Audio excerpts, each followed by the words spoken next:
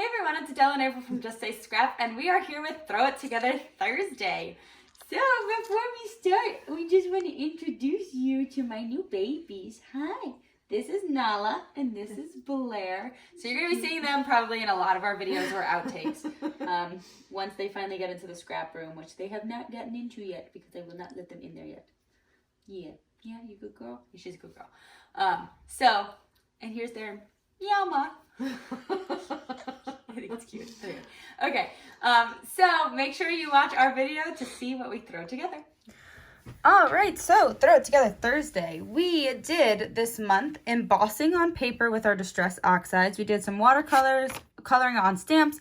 We used our T ruler and we did some paper ripping for the underneath part of our projects. So we are going to continue with this today. Actually use this base that we had created on the first week. And I just wanted to kind of show you the watercoloring on stamps again. We're not going to use this specifically, so we'll be doing a little bit different.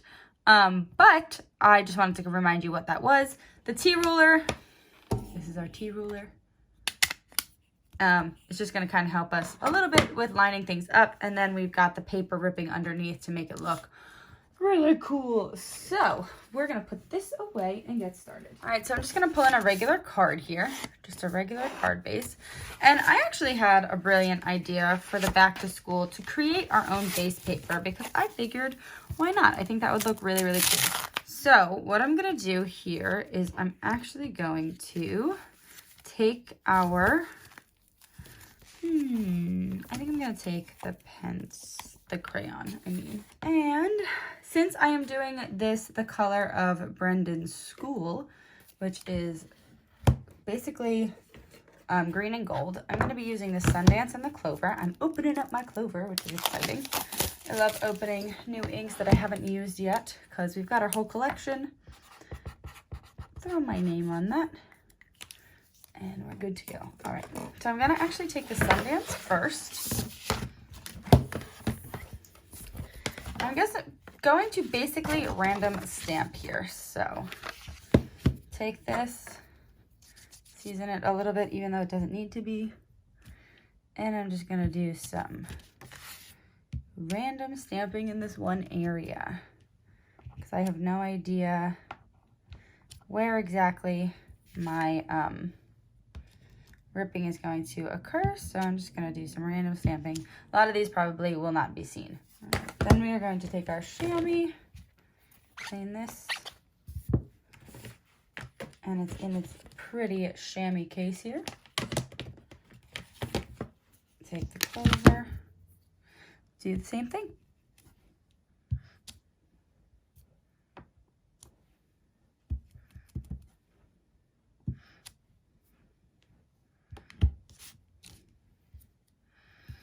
Okay, I think that's actually good. So that is our random stamping on there.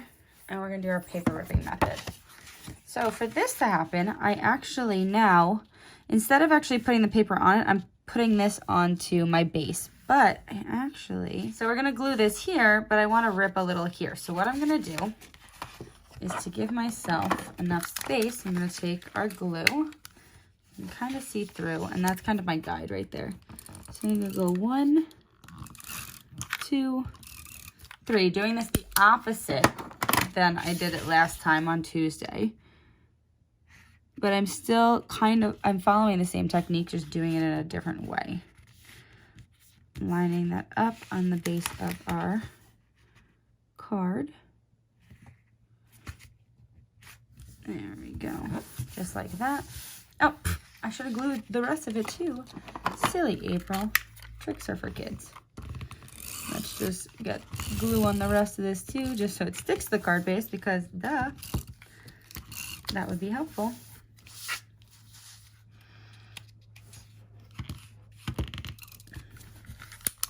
Okay, and now we're going to find that space that we kept open, which was right here. I'm going to take this, and remember, just rip like that. It's cool, we got like just a little pencil sticking out there. So super cool technique. And maybe if I rip just a little bit more upward because I had the momentum. I could get one more little pencil topper. So there we go. That's cool. I like it. I like it a lot. All right, so we've got that. Now we are going to be doing our watercoloring. So let me put this to the side. So I'm going to be doing this with our watercolor paints. And let me clean off this stamp. And I'm going to be using the A+, the apple, and the star. And we've got our paints here. So I'm using the paints, not the pencils for this. And I'm going to be doing the stamping method where we actually stamped onto, or painted right onto the stamp. So I'm going to turn my star over for this because I want to do that other technique that we did with the scissor before. So I'm going to take my water brush. I'm going to take a paper towel. And we are going to paint on this star and then stamp it. So I'm going to be using the yellow up here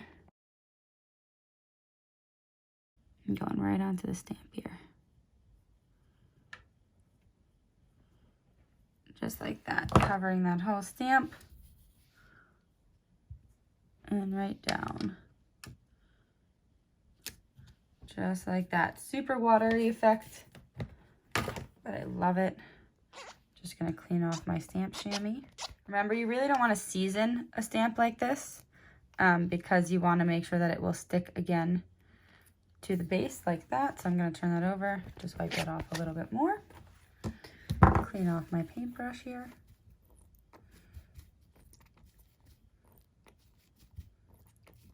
Let that dry, and then this is ready to be stamped again. Then for our A+, I'm actually going to paint right onto the A+. I'm going to see how this works. It's going to be an experiment. I might have to flip it. So I'm going to go down to here to my 26.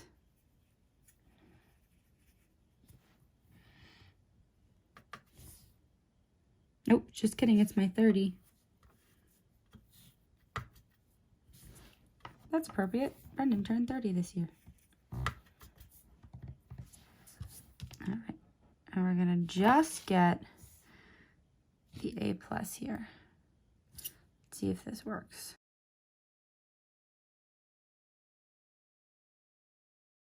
That looks pretty cool. Totally has that watercolor effect that I wanted. So let's clean off this brush now. So that's clear. Awesome. We're gonna wipe this off with a stamp chamois. Perfect.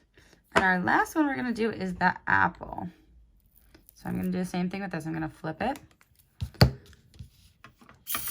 And I'm going to use a darker red, like number 12. 16 here, 16. I keep labeling them wrong. I could have done this a green apple actually, but I'm going to do this. Okay, and now I'm going to clean that off and then get its stem as well. And a little green.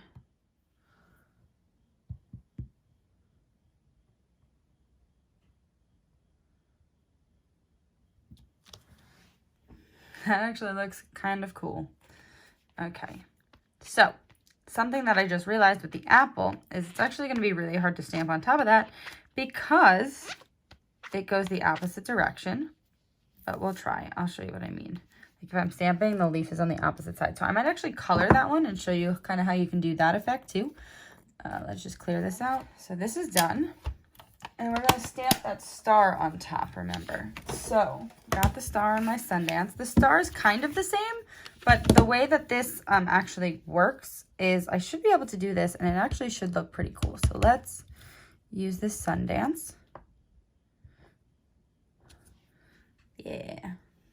So see how I mean? It like was opposite. I didn't think about that. Just like the scissor worked perfectly because it was completely symmetrical. And the mirror image was exactly the same. So that really worked.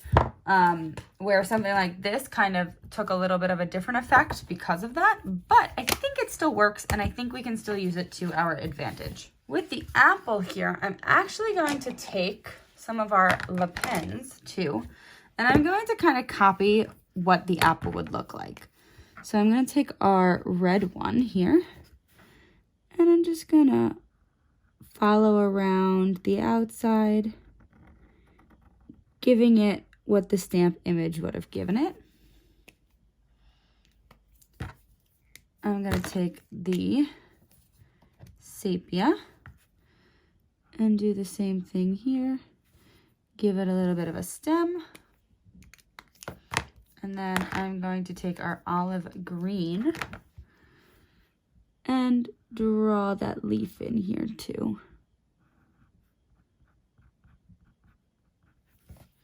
Just so you can kind of see that that is an apple. I feel like you could see it no matter what too, but I just wanted to give it that kind of a look.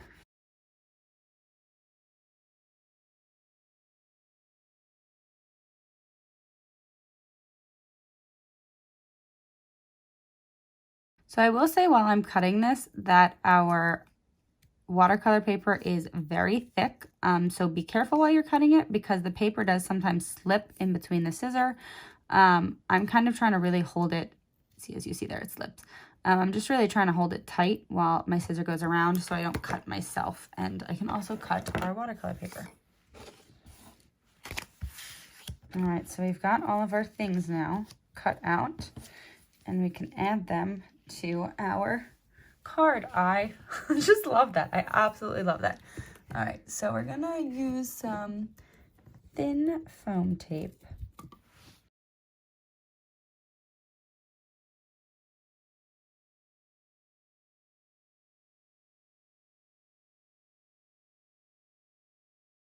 I absolutely adore this card. I think it's actually really cute with all those techniques that kind of threw together here. And then my last thing that I actually want to do is, I know I didn't really use the T-ruler. So here's the T-ruler. I'll just show it to you. Yay, T-ruler. I'm going to take some ribbon. Okay, so I know that this is an old ribbon that we used to have, but I do still have it actually in the store. I used to love this foil ribbon. Yeah, I think that's going to work perfectly. Okay. So I'm just going to put this right along the top just because when I was cutting the card base, when we were doing that, I cut it a little short. So I just want to cover that little strip at the top. And that foil really does the trick there.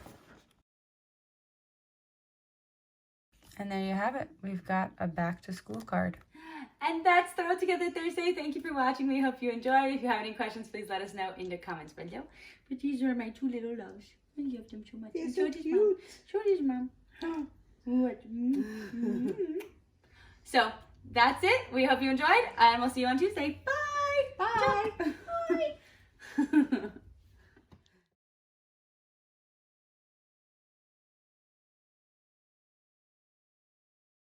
Where are we going? You come say hi to the girl. Come on, are you going? You coming or you going? You want to say hi? You want to say hi? Look, I got a kitty. I got a kitty who decided to come into my craft room. But no, you're going now. Sorry. Oh, do you hear the little kitty scratches at my door? Who's scratching at my door? Got kitty scratches outside my door. Oh, and now they're playing. Look. Oh my God. So grab her. Woo!